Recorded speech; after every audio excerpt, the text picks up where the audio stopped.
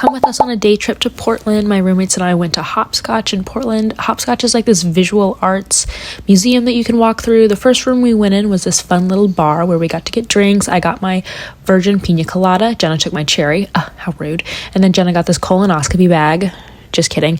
This is an adult Capri Sun. And then we got to sit in the little bar lounge area and watch the lights for about 15 minutes. Here's us enjoying our drinks and the lights before we go into the actual exhibit. This was the first room we went into. It was a lot of wall art and graffiti. Fun fact about me, when I go to museums, I don't read any of the plaques, so I have no idea who these artists were or what they represent.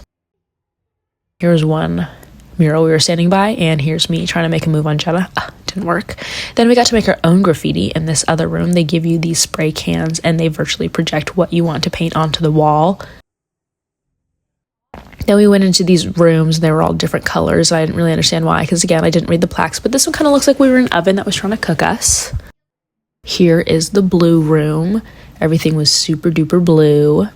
This is a one-way mirror, so people on the outside could see me filming, but I didn't know what they were looking at. Here is the green room. I stayed on the outside so I could show you what it looks like from the other side of the two-way mirror. So here are the girls dancing. This room was made of trampoline material, but they told us we couldn't do like crazy flips or runs, so we could only do mild bouncing.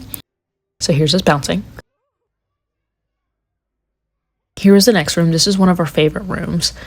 It was basically just a big light show with all these glowy, dangly balls that we got to walk through. Here's me reacting to all the lights. Here's Jenna also witnessing the lights. Here's Caitlin and Jillian walking through them. Caitlin said that this was her favorite room because the lights really tickled her brain. Lights have never been super duper exciting for me, but clearly I was really enjoying this room. Woo!